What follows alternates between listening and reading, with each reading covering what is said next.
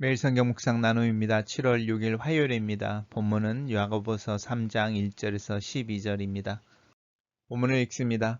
내 형제들아 너희는 선생된 우리가 더 큰 심판을 받을 줄 알고 선생이 많이 되지 말라. 우리가 다 실수가 많으니 만일 말에 실수가 없는 자라면 곧 온전한 사람이라 능히 온 몸도 굴레 씌우리라. 우리가 말들의 입에 재갈 물리는 것은 우리에게 순종하게 하려고 그 온 몸을 제어하는 것이라. 또 배를 보라. 그렇게 크고 광풍에 밀려가는 것들이 지극히 작은 키로서 사공의 뜻대로 운행하나니 이와 같이 혀도 작은 지체로되 큰 것을 자랑하도다. 보라, 얼마나 작은 불이 얼마나 많은 나무를 태우는가. 혀는 곧 불이요 불의의 세계라. 혀는 우리 지체 중에서 온 몸을 더럽히고 사람 삶의 수레바퀴를 불사르나니 그 사르는 것이 지옥불에서 나느니라.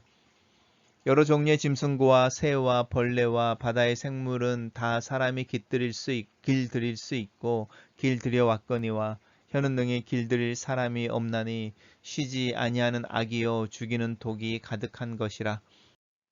이것으로 우리가 주 아버지를 찬송하고 또 이것으로 하나님의 형상대로 지음받은 사람을 저주하나니 한 입에서 찬송과 저주가 나오는도다. 내 형제들아 이것이 마땅하지 아니하니라. 샘이 한 구멍으로 어찌 단물과 쓴 물을 내겠느냐. 내 형제들아 어찌 무화과 나무가 감람 열매를 포도나무가 무화과를 맺겠느냐. 이와 같이 짠 물이 단물을 내지 못하느니라. 오늘의 본문은 세 개의 단락으로 나누어져 있습니다. 혀에 대해서 말에 대한 이야기를 하고 있습니다. 첫 번째 단락입니다. 본문 오늘 단락의 시작으로 가는 부분인데요. 형제들아라고 부르는 이 부름에 대해서 이제 우리가 무슨 뜻인지를 잘 알고 있습니다. 너희는 선생된 우리가 더 큰 심판을 받을 줄 알라 이렇게 말하는데요. 이 더 큰 심판을 받는다는 것과 선생이 되는 것과 연관이 되어져 있는데 선생이 된다는 것은 가르친다는 것인데 이 가르친다는 것은 말을 많이 한다는 것이죠. 그래서 이 가르치는 자, 말을 많이 하는 자들이 훨씬 더 실수가 많고 또 하나님 앞에서 범하는 죄가 많고 또 맡게 되는 책임이 더 많아서 사실은 더 큰 심판을 받게 된다라고 하는 부분입니다. 그래서 가르치는 자가 되려고 하지 말아라. 가르치는 자가 많이 되지 말라 이렇게 말하는 부분입니다. 우리가 다 실수가 많으니 말에 실수가 없는 자라면 우리가 어떤 여러 가지 실수를 하지만 특별히 말에 실수가 없다면 온전한 사람이다 라고 말합니다. 그러면서 온 몸도 굴레를 씌운다. 온 몸을 통제할 수 있는 사람이다 라고 말하고 있습니다. 단락을 요약해 보겠습니다. 너희는 선생된 자들이 더 큰 심판을 받을 줄 알라. 우리가 실수가 많지만 말에 실수가 없는 자라면 온전한 사람이다. 이렇게 요약해 봤습니다. 두 번째 단락입니다. 우리가 말들의 입인데 이제 말들의 입에 재갈을 물리는 이유가 있죠. 그래서 우리를 순종하게 하려고 그의 온몸 말을 전체를 제어하려고 하는 것입니다. 또 이제 야고보가 배를 예로 드는데 그 커다란 배가 사실은 광풍에 바람에 밀려 이렇게 걷잡을 수 없게 밀려가는 것 같지만 사실 사공은 작은 키 하나로 그 배를 조절한다라고 말합니다. 그러면서 이 재갈이라고 하는 부분 이 작은 키라고 하는 부분을 이 혀와 연관시키고 있습니다. 그래서 혀는 작은 지체로되 큰 것을 자랑한다 이렇게 말하는데 그 혀가 가지고 있는 영향력에 대한 이야기를 하는 것이죠. 그래서 이 혀는 우리 몸을 움직이는 작은 키와 같으며 우리의 온 몸을 사실은 행동하고 또 온몸을 움직이게 하는 이 재갈과 같은 것이었는데 이것을 재갈과 같이 이렇게 조절할 수 있으면 참 큰 일을 이룰 수 있고 온전한 사람이 된다. 하지만 그 일이 어렵다라고 말하는 것입니다. 혀를 능히 길들일 사람이 없다. 라고 말합니다. 또 이 혀 때문에 어떤 일들이 일어나는지에 대한 세 번째 비유를 들고 있는데 첫 번째가 이제 재갈이었고 두 번째가 작은 키 배를 움직이는 세 번째가 작은 불입니다. 이 작은 불이 일어나서 얼마나 많은 나무를 태우는지 라고 말하면서 혀에 대해서 굉장히 부정적인 말을 합니다. 혀는 곧 불이요 불의의 세계다 라고 말하고 우리의 몸을 더럽힌다 하고 그리고 삶의 수레바퀴를 불사른다 이렇게 말하는데요. 이 삶의 수레바퀴를 불사른다라고 하는 것은 한 사람의 생애 자체를 완전히 파괴시켜 버릴 수도 있다라고 말하는 것입니다. 그 이 불이 지옥불에서 나오는 것과 같다라고 말하면서 우리가 혀로 인해서 얼마나 하나님 앞에서 또 사람들 앞에서 이렇게 잘못을 하고 있는가 그 이야기를 하고 있습니다. 그러면서 혀는 쉬지 않는 악이요 죽이는 독과 같다. 독이 가득하다. 이렇게 혀에 대한 이야기를 하면서 경고하고 있습니다. 단락을 요약해 보겠습니다. 혀는 배의 작은 키처럼 우리의 몸과 삶을 움직인다. 혀를 순종하게 하고 길들일 수 없으니 그 위험성을 항상 인식해야 한다. 이렇게 요약해 봤습니다. 마지막 단락에서는 이것으로라고 말하는데 이것은 혀를 의미하는 것이고요. 혀를 통하여 우리는 하나님을 찬양하고 또 그것을 하나님이 하신 일이죠. 하나님이 지으신 하나님의 형상대로 지으심을 받은 사람을 저주한다 이렇게 말합니다. 하나님을 찬양하고 하나님의 행위에 대해서 그 행위의 결과에 대해서는 저주하는 아이러니인 거죠. 그래서 내 입으로 찬송과 저주가 나온다라고 하는 게 이 혀와 관련된 부분입니다. 그리고 샘이 어떻게 한 구멍으로 단물과 쓴물을 내뱉느냐. 그리고 감람나무가 이렇게 무화과 나무가 감람 열매를 포도나무가 무화과를 엮겠느냐. 짠물과 단물을 내지 못한다라고 말하는데 이 혀라고 하는 것에서는 이렇게 좋은 것과 나쁜 것이 혼재되어져 있는데 그 이유가 무엇일까 한번 생각해 보시면 좋겠습니다. 성경에서는 말, 입이라고 하는 거 예수님도 그렇게 말씀하셨는데 입으로 들어가는 것이 우리를 더럽게 하는 것이 아니고 입에서 나오는 것이 우리를 더럽게 한다 이렇게 말을 합니다.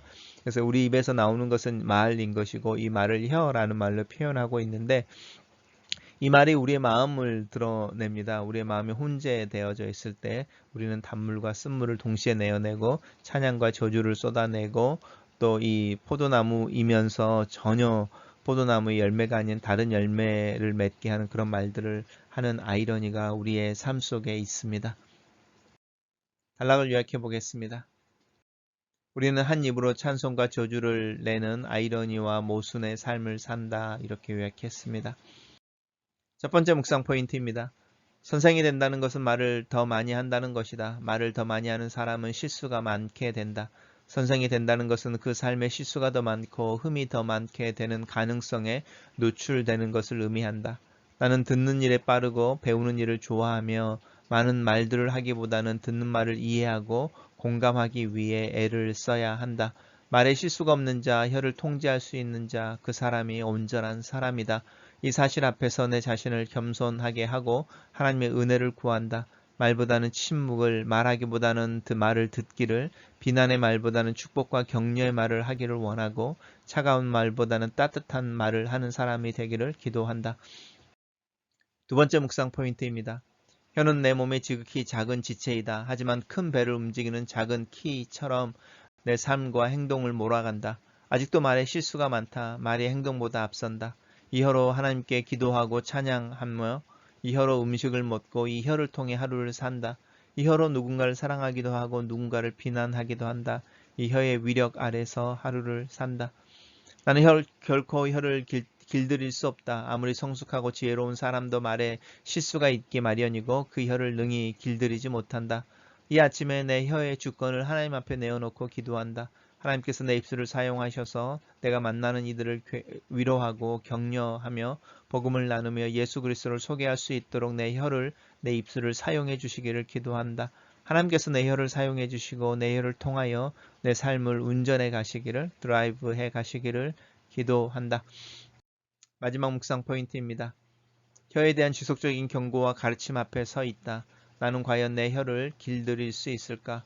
내 입에서 찬양과 저주가 함께 나오고 축복과 비판이 함께 나온다. 이것은 내 마음이 이런 것들에 혼재되어 있기 때문이다. 내 마음에 순전한 100%의 순전함이 없다. 아무리 순전한 동기도 금방 다른 생각과 효율의 문제에 의해 오염된다.